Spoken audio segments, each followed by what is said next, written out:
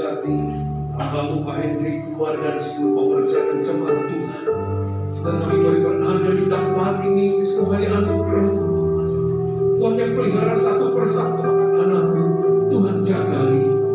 Saat ini Bapa, kami merendahkan diri, berbicaralah, kuduskan, urapi setiap kami, untuk kami boleh mengerti hati Tuhan dan menerima apa yang akan Tuhan ingin impartasikan.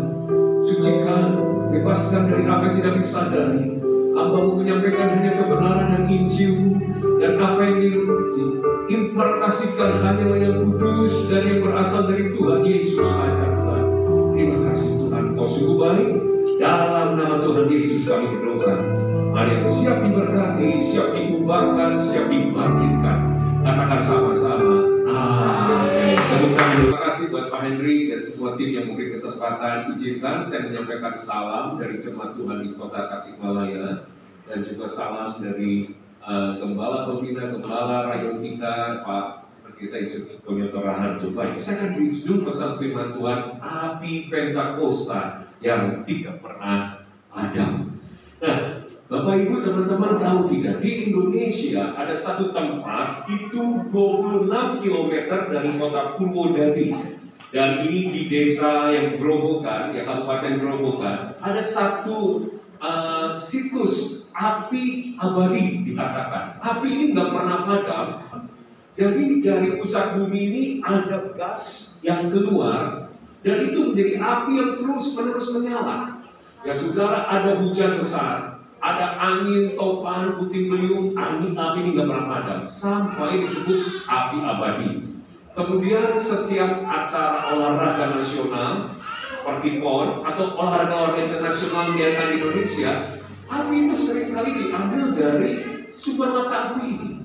Tetapi luar biasa, akhir 2020 media Indonesia memberitakan api abadi itu padam total. Sekarang sudah tidak menyala lagi. Tapi saya katakan dalam Kisah Rasul 2 ayat 1-4 kita akan mulai membaca pemberitaan firman dari ayat ini. Saya memberitakan dari mimbar ini, api Pentakosta, api Roh Kudus tidak pernah padam sejak dicurahkan di atas tembok Yerusalem 2000 tahun yang lalu sampai hari ini, sampai di depan, sampai Tuhan Yesus datang. Haleluya. Kita baca Kisah Rasul 2 ayat 1-4. Ada hal yang menarik. Mengapa Roh Kudus itu digambarkan dengan lidah api? Mengapa Roh Kudus digambarkan dengan api, saudara? Kita akan baca Kisah 2 ayat 1. Ketika tiba hari Pentakosta, semua orang percaya berkumpul di satu tempat. Tiba-tiba turunlah dari langit suatu bunyi seperti tiupan angin keras yang memenuhi seluruh rumah di mana mereka duduk. Dan tampaklah kepada mereka, baca dengan apa? Lidah-lidah seperti nyala api yang bertebaran dan hinggap pada mereka masing-masing. Maka penuhlah mereka dengan Roh Kudus. Lalu mereka mulai berkata-kata dalam bahasa-bahasa lain seperti yang diberikan oleh Roh itu kepada mereka untuk mengatakannya. Amin. Bapak Ibu, mengapa Roh Kudus digambarkan dengan api? Yang pertama, karena api bicara passion, gairah, kerinduan seseorang. Saya ulangi, api berbicara gairah, kerinduan seseorang. Roma 12 ayat 11 sebagai contoh, saya baca saja buat saudara. Jangan hendak kerajinanmu keluar, biarlah rohmu menyala-nyala. Digambarkan seperti api. Dan inilah saudara yang akan membuat Anda dan saya, walaupun mungkin ada orang-orang yang mengecewakan di rumah, di gereja, tapi kalau kita dipenuhi api Roh Kudus, Anda dan saya, akan tetap terus menyala-nyala sampai Maranatha. Yang setuju tepuk tangan yang paling meriah. Walaupun saudara mungkin tidak ada yang memuji, walaupun tidak ada yang menghargai, tetapi kalau api Roh Kudus, api Pentakosta turun ke hidup saudara, Anda akan tetap menyala-nyala melayani Tuhan. Tepuk tangan yang paling meriah. Mengapa Roh Kudus digambarkan dengan api? Supaya Anda dan saya di tengah krisis, mungkin ekonomi mengecewakan, tubuh boleh sakit, keuangan boleh morat-marit, tetapi kerinduan kita kepada Tuhan Yesus untuk mengasihi Yesus, menyerahkan Yesus tidak pernah dipadamkan. Walaupun mungkin kita yang namanya yang kita harapkan dan doakan belum jadi kenyataan, tetapi iman percaya kita seperti api iman itu tidak pernah padam, karena kita semakin bergairah dengan Tuhan Yesus. Yang setuju katakan amin. Dan sebagai contoh, saudara, Lukas 24 ayat 32. Ada 2 orang murid yang turun dari Yerusalem ke Emmaus. Dan saat itu saudara, mereka mulai meninggalkan Yerusalem, meninggalkan pertemuan ibadah, meninggalkan pertemuan orang-orang kudus di sana karena aniaya. Imannya sedang turun. Yang namanya Yerusalem di atas, ya, itu Emmaus di bawah. Imannya sedang turun, perjalanan rohaninya sedang turun, pengharapan sedang turun. Tapi ketika mereka berjumpa dengan Yesus, ayat 32, kata mereka seorang kepada yang lain, bukankah hati kita berkobar-kobar ketika ia berbicara dengan kita di tengah jalan, ketika Yesus menerangkan kitab suci kepada kita. Lihat, ketika kita berjumpa dengan api Roh Kudus, maka kembali hari ini hati kita akan kembali berkobar-kobar. Dan seketika waktu kita menyala-nyala, memiliki kerinduan yang luar biasa dengan Tuhan, mereka 2 orang ini, yaitu Kleopas dan satu lagi tanpa nama, kembali going up, naik ke Yerusalem. Imannya naik, pengharapannya naik, sukacitanya naik. Kerinduan saudara hari ini ketika oleh api Pentakosta kembali dimakan untuk merindukan menyenangkan hati Tuhan. Iman akan kembali menyala-nyala untuk Tuhan Yesus. Tepuk tangan yang paling berbahagia. Mengapa Roh Kudus digambarkan dengan api? Karena api menggambarkan the presence of God, kehadiran Tuhan. Tadi yang pertama passion, gairah. Yang kedua adalah kehadiran Tuhan. Keluaran 3 ayat kedua, ketika Musa pertama kali berjumpa dengan Tuhan, Tuhan menampakkan lewat api dalam semak belukar. Bahkan Keluaran 13 ayat 21, ketika orang Israel melewati padang gurun, Tuhan menyatakan kehadirannya, penyertaannya lewat tiang awan dan tiang api. Artinya apa? Kalau Anda dipenuhi oleh api Roh Kudus yang tidak pernah padam, saya katakan, api menggambarkan penyertaan Tuhan. Maka dimanapun Anda berada, apapun yang sedang kau hadapi, hadirat Tuhan menyertai hidup Anda. Kalau Tuhan menyertai, saya percaya siapa lawan kita? Tidak ada. Tepuk tangan yang paling kita buat Tuhan Yesus. Ini baru pembukaan, Pak Henry. Nanti intinya saudara. Mengapa Roh Kudus digambarkan dengan api? Karena api berbicara kekudusan, kemurnian dari Tuhan. Maleakhi 3 ayat kedua. Siapa yang dapat tahan akan hari kedatangannya? Dan siapakah yang dapat tetap berdiri apabila ia menampakkan diri? Sebab ia, Tuhan menggambarkan seperti api tukang pemurni logam dan seperti sabun tukang penatu. Bapak Ibu, siapa zaman sekarang yang berani berkata dia terbebas dari keinginan mata, keinginan daging? Tuhan hidup, saya katakan tidak ada. Siapa yang berani berkata saya bisa hidup kudus? Sulit, saudara. Tapi kalau api Roh Kudus dari Pentakosta menyala dalam hidup saudara, Yesus rohnya itu akan membantu Anda menghadapi keinginan mata, keinginan daging, sehingga kita akan hidup dalam kekudusan. Yang setuju sekali kita tepuk tangan yang paling yang saudara. Mengapa saudara Roh Kudus digambarkan dengan api? Karena api berbicara energi dari Tuhan. Api berbicara kuasa dari Tuhan. Saudara bicara api, bicara kuasa untuk mengubah. Contoh, Anda pulang dari tempat ini di rumah, ya, ada super mie. Siapa yang suka makan super mie? Ya, katakan super mie, mie goreng, mie kuah, pakai telur, ya, pakai sayur. Oh, itu adalah makanan favorit dari zaman saya kuliah, saudara. Itu makanan kepepet, makanan terpaksa, ya, tapi itu makanan yang paling nikmat. Ya, kita ada gereja di Taiwan, ya. Jadi Taiwan ini saya baru kaget karena ketika beberapa kali mereka rombongan 30 orang, ini asli orang Taiwan datang ke kota kami Tasikmalaya. Waktu kembali pulang, kami kasih oleh-oleh, beberapa oleh-oleh dari pisang sawit, ya, dari beberapa makanan. Tapi tak kenapa anak-anak youth kami ngasih yang namanya pop mie, super mie, indomie, itu dikasih, saudara. Saya pikir, wah, ini Taiwan tuh jauh lebih enak, saudara. Tapi ternyata tahun berikutnya mereka datang. Saudara tahu apa yang mereka cari? Supermie Indomie. Ternyata Supermie Indomie punya power of micin. Tahu micin? Micin. The power of micin. Sekali makan ketagihan, saudara. Ya. Jadi mereka datang pingin itu lagi. Nah, saudara, bicara kembali tentang api. Pulang ke rumah, itu Indomie yang instan. Kalau tidak ada api, nggak pernah bisa dimakan dan kita nikmati betul. Tapi kalau ada api, maka ini yang instan itu berubah jadi mie goreng, mie kuah, terus kornet keju ya, keju telur semua, enak. Demikian pula telur mentah, tanpa api nggak bisa berubah. Tapi kalau dengan api berubah menjadi telur rebus, saudara. Apalagi semua dengan api, termasuk kursi sales yang Anda duduki. Dulu dari biji besi, saudara, nggak karuan, nggak berbentuk. Tapi dengan adanya api semua bisa berubah, ditata, dibentuk sehingga menjadi seperti yang diinginkan. Api di dunia memiliki energi untuk mengubah, apalagi api Roh Kudus. Kalau api Roh Kudus turun dalam hidup saudara, siapapun Anda, saya sih sudah tua, nggak usah melayani Pak Henry, Bu. Udah aja nggak usah terima tuh yang muda-muda, yang baju hijau, yang muda-muda ini yang melayani misalnya. Aku muda tua lah, udah bau apa? Jangan ngomong bau, saudara, semua juga bau tanah, saudara, ya kan, berasal dari tanah kembali pada tanah, saudara.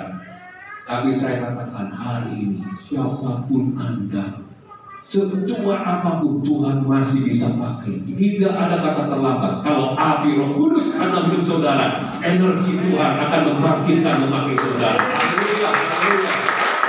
Saya punya mama mertua yang sampai sekarang usia 82 tahun. Sudah jadi ketua UMAS mungkin sejak UMAS ada di Tasikmalaya. 82 tahun sudah. Tetapi saya belajar banyak. Dia terus menyala-nyala melayani, dipakai Tuhan. Dia sudah tua, dia berjuang untuk nuntun orang tua lagi, saudara, yang lebih muda tapi lumpuh pakai kursi roda. Udah mah gak usah. Jadi dia katakan, oh enggak, setiap dia the best kepala pun yang paling ada di kasih. Punya paling berkembang. Setiap kali dia perhatikan, dia doakan. Dia kontak, setiap mukul di kontak semua anggotanya. Diperhatikan yang kurang makan, yang kurang apa, itu diperhatikan. Bahkan dikunjungi sebelum corona. Tapi gara-gara ada miss corona, saudara, dia nggak boleh keluar. Kami katakan, dia di kamar saja. Tapi tidak dibendung. Walaupun di kamar, dia nggak, bayangkan orang sudah tua, mana bisa pakai gadget. Dia belajar, nggak mau kalah. Gimana supaya bikin Zoom, ya, dengan supaya cool. Dan bisa, saudara, ternyata dia foto, dia bisa buat foto lagi, di foto gitu, dikirim kepada saya nih, anggota-anggota cool yang datang hari ini. Saya rasakan ini datang dari mana ya? Kok bisa seperti ini si Oma ini? Kerjaannya di kamar sepanjang hari, udah setahun setengah, tapi dia selalu penuh sukacita. Dia melayani, dia kontak, dia selalu kasih laporan. Dia katakan, dia panggil saya Bun, ya. Kalau di gereja panggil Pak Henry, kalau itu kan panggil Bun, Bun, ini gimana nih si Oma ini gini. Dia memikirkan oma-oma, padahal dia yang lebih oma lagi, saudara, ya. Tapi itu energi dari api Roh Kudus. Api Roh Kudus. Hari ini kalau Anda membuka hati buat api Roh Kudus, saya percaya tidak ada apapun yang akan menghalangi untuk Anda dipakai. Anda akan dipakai, dibangkitkan. Amin. Jangan berpikir dari kota kecil. Jangan berpikir, Pak, saya sih dari kota kecil. Oh, Pak Henry, Tasikmalaya itu kampung ya. Ini beliau sudah pernah ada di Tasikmalaya. Kota kecil. Saya pernah melayani ke Jakarta, ya, ke Jakarta. Tiba-tiba dia katakan, Bapak dari mana? Dikatakan demikian. Saya dari Tasikmalaya. Terus dia ngomong begini, Tasikmalaya ini sebelah mana Semarang ya, Pak? Waduh, saya ngedrop, saudara. Ngedrop, mental saya ngedrop. Jangankan orang yang kotanya aja nggak dikenal. Saya guyon, Tasikmalaya nggak jauh-jauh dari Singapura, Pak. Oh, kok bisa? Iya, Singapura kan ada supermarket besar, Takashimaya. Nah, itu tetangganya Tasikmalaya, saudara. Ada yang pernah bertanya dekat Malaysia ya, Malaysia, ya. Saudara, nggak ada yang kenal. Saya pernah ngundang hamba Tuhan yang datang, Pak Henry yang pernah datang ke Jakarta, kontak Jakarta sekretarisnya, bisa nggak datang ke Tasikmalaya? Jawabannya apa? Ada bandara tidak ya? Oh, bandara nggak ada. waduh, kayaknya pemimpin saya susah nih kalau ada datang ke sana. Berapa jam ke sana? Jakarta Tasik 8 jam. 8 jam naik apa? Naik mobil. Ya iya masa jalan kaki saudara. Sejak saat itu saya pikir, aduh susah banget undang hamba Tuhan besar. Lebih mudah undang Tuhan Yesus. Pasti dilawan, disembuhkan jemaat Tuhan. Tepuk tangan yang paling meriah. Haleluya. Harus tunggu ada bandara saudara. Ya, bandara tetap sudah ada ya. Pak Henry di Tasik bandara ya. Tapi masih pesawat balik-balik. Tetap nggak berani pilih pesawat Boeing. Wah repot saudara. Lebih baik undang Roh Kudus. Ya. Kembali kepada firman Tuhan. Api Pentakosta akan mengubah setiap Anda dan saya. Sehingga itu energi surga untuk mengubah yang lemah, yang terikat. Masa lalunya mungkin mohon maaf disebut bajingan sama orang. Masa lalu disebut orang masyarakat. Orang memandang sebelah mata. Tapi kalau api Pentakosta dulu, energi Tuhan bergerak. Tuhan memandang semuanya dengan dua mata Tuhan.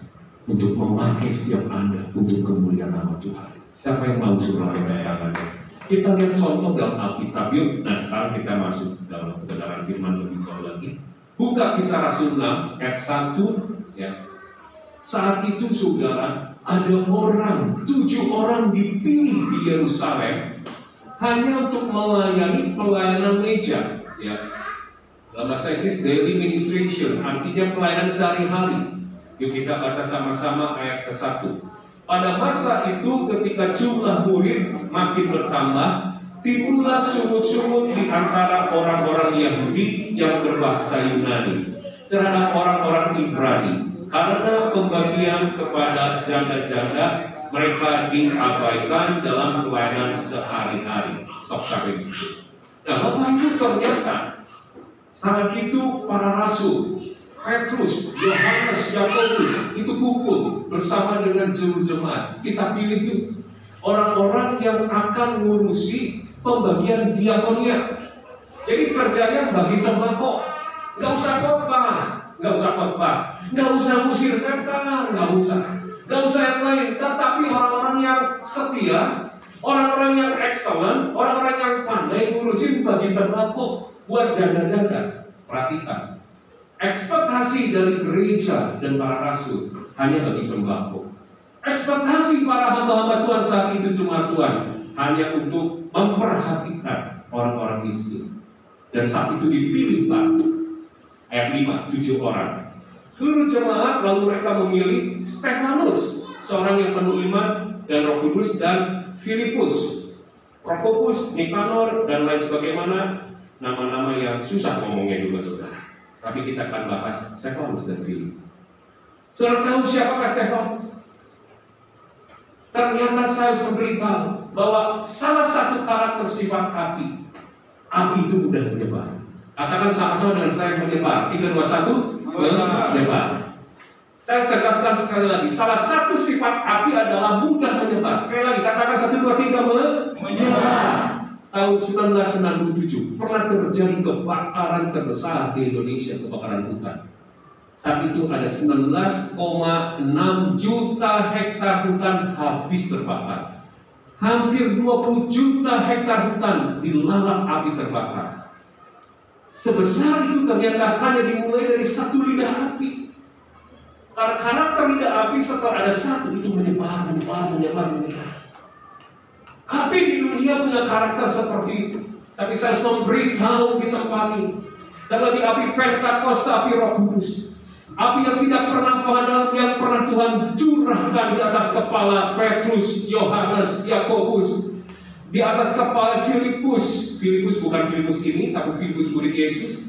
Pernah dicurahkan ke atas namanya Matius saat itu. Ada di atas kota Yerusalem. Itu menyebar saudara. Menyebar ke atas orang-orang biasa, ordinary people. Mengapa saya katakan dia orang biasa, Stefanus dan Filipus? Karena gereja para rasul hanya memandang tanda kutip dengan sebelah mata, dengan sebuah harapan. Lu jangan khotbah, lu jangan usir setan, lu hanya mungkin untuk apa? Bagi-bagi sembako. Cukup bagi sembako, jangan ngurusin apa-apa. Mungkin seperti itu. Pelayanan sehari-hari, pelayanan gereja, bukan pelayanan kita. Enggak dipandang. Karena mungkin saat itu mereka melihat yang bisa main mimbar hanya rasul-rasul, saudara, si Petrus, Yakobus. Tetapi mereka salah prediksi. Karena api Roh Kudus, yaitu Roh Tuhan yang turun, menyebar, saudara. Bukan hanya ada di atas para rasul-rasul murid Yesus atau 120 di loteng Yerusalem, tapi turun atas orang-orang biasa. Stefanus. Siapakah Stefanus? Dia menjadi martir pertama. Catatan histori dalam Kristen, martir pertama Stefanus. Dia bisa bertahan dengan iman, dengan berani, saudara, mempertahankan iman. Dan ini sebuah contoh. Bukan Petrus jadi martir pertama, Stefanus, saudara. Dan siapakah Filipus? Filipus di sini bukan Filipus yang dikatakan adalah murid Yesus saat itu membawa Nathanael. Bukan, saudara. Ini Filipus yang berbeda, yang dipandang sebelah mata. Dia hanya bisa mungkin mengurusi dengan bagi sembako. Tetapi karena api Roh Kudus itu menyebar dan tidak pernah padam, turun atas Filipus. Filipus berubah. Ada energi Tuhan yang memperlengkapi, mengubah Filipus. Dan Filipus akhirnya dikenal. Yuk kita lihat Kisah Rasul pasal ke-21 ayat 8. Filipus dikenal bukan sebagai pembagi sembako, tapi Filipus dikenal sebagai pemberita Injil, evangelis, misionaris yang luar biasa. Ayat 8. Pada keesokan harinya kami berangkat dari situ dan tiba di Kaisarea. Kami masuk ke rumah Filipus, pemberita Injil. Filipus disebut oleh Alkitab pemberita Injil, yaitu satu dari ke-7 orang yang dipilih di Yerusalem, dan kami tinggal di rumah. Mari perhatikan saudara-saudara, api Roh Kudus menyebar atas Filipus. Filipus dipandang sebelah mata oleh para rasul dan gereja hanya sebagai pembagi sembako. Tapi api Roh Kudus turun atas Filipus, sehingga kuasa Tuhan turun memakai dia, mengubah dia, memperlengkapi, mempersiapkan, dan pelayanannya jauh melampaui ekspektasi. Bukan membagi sembako, pemberita Injil. Dan yang luar biasa, pelayanannya berhasil, saudara. Kalau Anda lihat dalam Kisah Rasul pasal ke-8 ayat ke-5, Filipus pergi ke satu kota di Samaria, memberitakan Mesias kepada orang di situ. Ayat ke-6, ada tanda-tanda mujizat, saudara. Bahkan kalau kita lihat di ayat 26, Tuhan berbicara pada Filipus, tinggalkan Samaria, turun ke Gaza. Ada saudara Sedia Ethiopia yang sedang membaca kitab Yesaya, layan. Gara-gara itu juga, maka Ethiopia mengenal Yesus. Ya, luar biasa. Filipus pelayanannya berhasil, saudara, karena dia adalah pemberita Injil. Buahnya luar biasa. Kota Samaria, kota yang tidak mau diinjak oleh orang Israel, kota yang najis. Tapi pertama siapa yang memberitakan kepada bangsa-bangsa? Bukan Paulus, Filipus. Filipus datang di Samaria. Siapa yang memberitakan kepada orang yang Sedia Ethiopia, pejabat sebuah negara? Filipus, saudara. Dan yang luar biasa bukan hanya pelayanan yang sukses, keluarganya sukses. Di dalam Kisah Rasul 21 ayat 9 jelas, Filipus punya 4 anak darah yang beroleh karunia bernubuat. Banyak pendeta pelayanannya berhasil, keluarganya tidak berhasil. Ini Filipus lain. Di sana dikatakan keluarganya juga berhasil mendapatkan karunia nubuatan, semuanya 4 anaknya, saudara. Bahkan keuangannya pun berhasil. Karena Filipus rumahnya dipakai, saudara, untuk menginap, untuk menjamu hamba Tuhan Paulus yang ada. Bukan hanya keuangan, keluarga dan pelayanan, tapi integritasnya pun berhasil. Filipus setia sampai akhir. Dan catatan sejarah gereja, Filipus, dia mati di usia tua, menjadi seorang pemimpin sebuah kota di daerah Turki, sebuah pemimpin gereja. Siapakah Filipus? Filipus orang biasa yang dipandang sebelah mata. Tetapi api Roh Kudus itu sifatnya menyebar, bukan hanya turun pada Petrus, tapi menyebar dan tidak pernah padam. Pindah atas Filipus. Dan yang luar biasa, api Roh Kudus tidak pernah padam oleh zaman. Abad kedua pindah ke atas Polikarpus, saudara. Kemudian dikatakan abad ke-8, api Roh Kudus menyebar, pindah ke Damaskus. Ada seorang revivalist namanya Yohanes. Abad 15 pindah ke Eropa, saudara. Ada yang namanya Martin Luther, seorang revivalist. Abad 17 api Roh Kudus menyebar dan tidak pernah padam.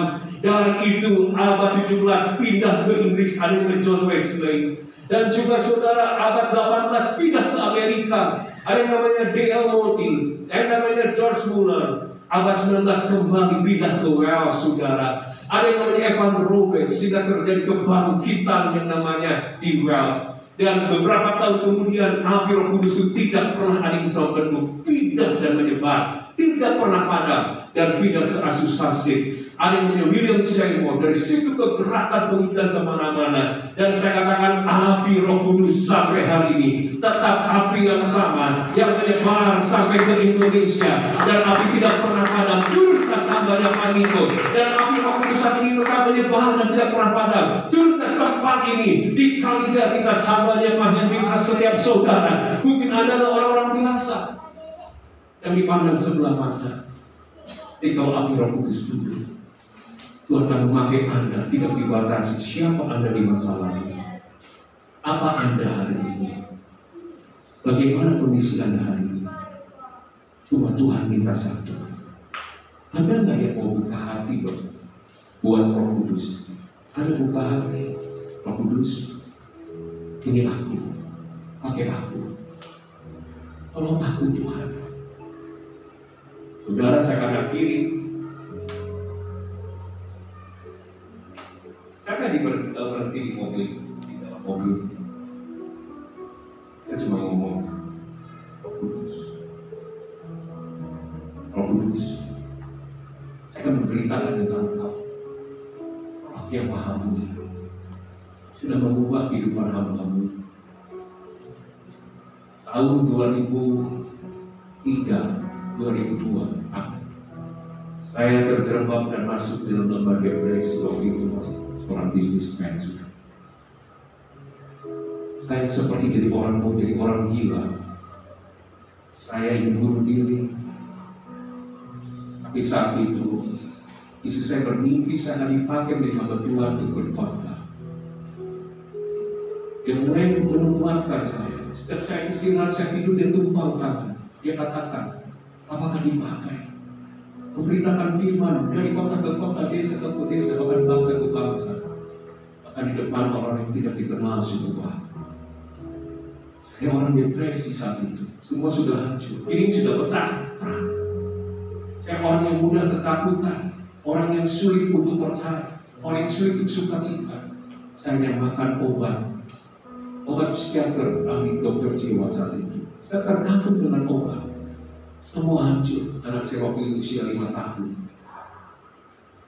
Dan saat itu saya pikir, habislah sudah. Tuhan, jangan biarkan orang melihat saya gila dan anak-anak keluarga kami, bahkan mungkin saudara-saudara kami di Tasikmalaya dipermalukan.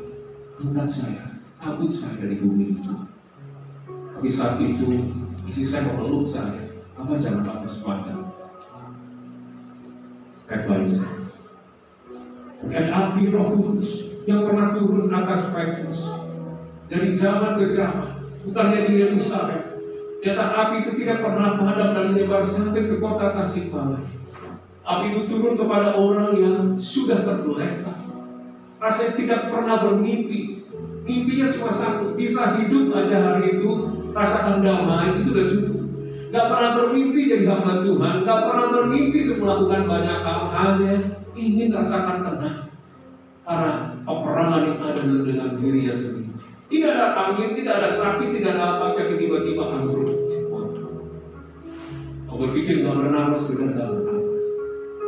Ada geloteng yang tinggi, ada satu orang untuk lompat. Saya takut dengan diri saya sendiri.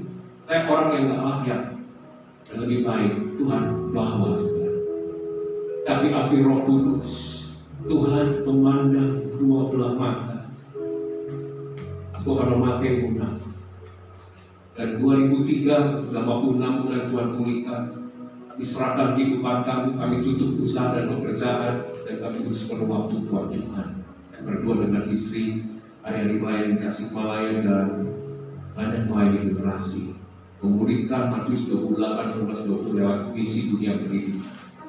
Kami menyekolahkan saudara. Kami menyekolahkan anak-anak sampai sarjana pendidikan. Ada 8. Kami ambil dua guru sekolah minggu dari daerah Sumba. Sumba itu Sumba, saudara. Dari daerah terpencil. Karena sekolah yang ada di Tasikmalaya sekarang sudah mau masuk SMP, kami sudah bangun SMP. Jadi kami punya dream, kami akan datang ke Indonesia Timur. Kami nggak bisa bangun jalan, kami nggak bisa bangun rumah sakit, tapi kami mau bangun manusia lewat dunia anak-anak, didikan, TK, SD. Bagaimana caranya? Kami nggak punya dana, kami hidup berjalan di atas air, tapi kami punya api Pentakosta, api Roh Kudus. Di mana passion kami nggak pernah dipadamkan untuk menyelamatkan Tuhan melalui generasi.